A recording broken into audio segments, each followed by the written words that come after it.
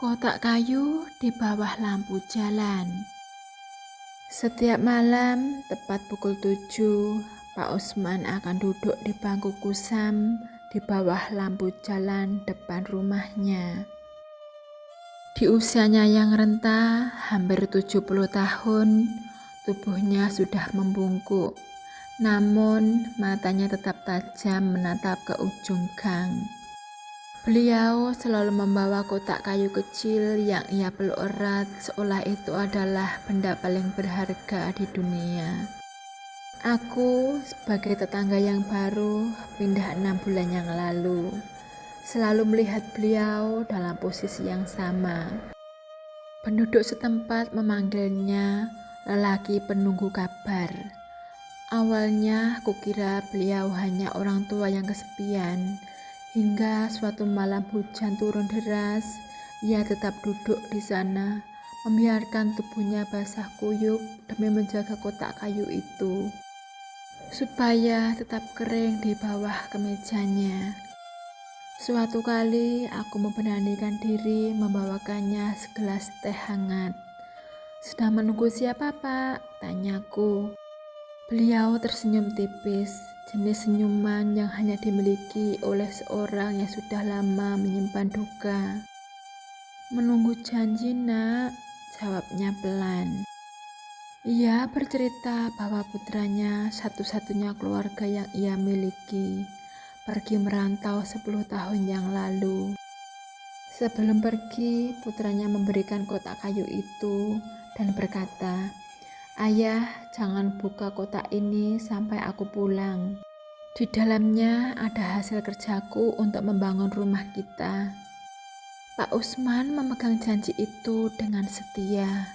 Ia menolak menjual tanahnya meskipun hidup kekurangan. Ia menolak pindah ke panti jompo dan ia selalu duduk di bawah lampu jalan itu agar putranya tidak tersesat saat pulang nanti. Baginya, kotak kayu itu adalah simbol kehidupan dan harapan yang masih tersisa.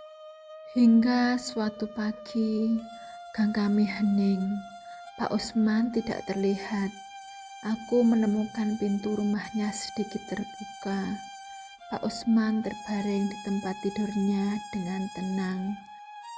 Tangannya masih memeluk kotak kayu itu. Ia telah pergi dalam tidurnya.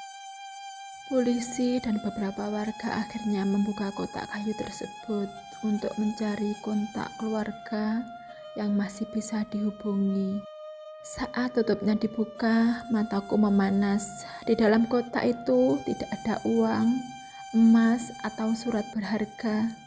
Hanya ada sebuah ponsel lama yang sudah mati dan secari kertas usang berisi tulisan tangan sang anak. "Ayah, maafkan aku. Aku sakit parah dan mungkin tidak akan pernah kembali. Aku memberikan kotak ini hanya agar ayah punya alasan untuk terus menunggu. Ponsel ini berisi rekaman suaraku. Jika ayah merasa sangat kesepian, dengarkanlah. Aku menyayangimu, ayah." Ternyata selama 10 tahun, Pak Usman tidak sedang menunggu harta atau kesuksesan anaknya. Beliau sedang menjaga satu-satunya alasan yang membuatnya merasa masih memiliki tujuan hidup di dunia ini. Ia pergi tanpa pernah membuka kotak itu, menjaga janji hingga napas terakhirnya. Cerita kedua ini juga cerita sedih. Mari kita dengarkan. Juga kita ambil hikmahnya. Sepatu tua dan rahasia ayah. Setiap pagi, Rian selalu merasa malu saat berangkat ke sekolah. Alasannya sederhana, sepatunya.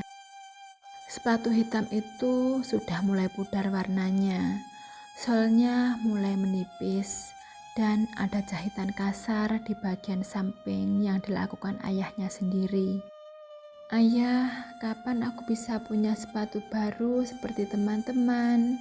tanya Rian suatu sore. Ayahnya seorang kuli panggul di pasar, hanya tersenyum sambil terus memijat kakinya yang pegal. "Sabar ya, Nak, Tabungan ayah sebentar lagi cukup. Untuk sekarang, sepatu itu masih kuat menemani langkahmu mencari ilmu. Rian hanya bisa menghela nafas.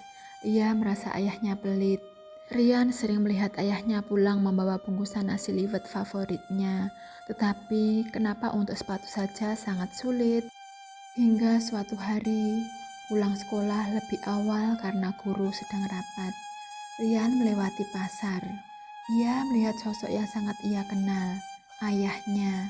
Namun, ayahnya tidak sedang memanggul beras seperti biasanya. Ayahnya sedang duduk di emperan toko, membuka sepatunya yang jauh lebih hancur dari milik Rian. Rian terpaku di balik tiang. Ia melihat ayahnya mengeluarkan selembar uang dari saku lusuhnya, menghitungnya pelan dengan jari yang gemetar karena lelah. Di samping ayahnya ada sebuah kotak sepatu baru, persis seperti merek yang diinginkan Rian. Tiba-tiba seorang rekan kuli menghampiri ayahnya. "Beli sepatu baru, Pak? Wah, akhirnya kaki kamu nggak lecet lagi ya." Ayah Rian tertawa kecil. Suara tawanya terdengar serak. "Bukan buat saya, Kang. Ini buat Rian. Sepatunya sudah rusak. Saya nggak mau dia malu di sekolah. Kalau kaki saya mah sudah biasa kena aspal." Lalu Rian melihat ayahnya kembali memakai sepatu tuanya yang alasnya sudah bolong, mengganjalnya dengan potongan kardus agar kerikil jalanan tidak terlalu menyakitkan. Lalu kembali berdiri untuk memanggul beban yang sangat berat di punggungnya. Rian mundur perlahan, air matanya jatuh tak terbendung, sudah kebal kulitnya.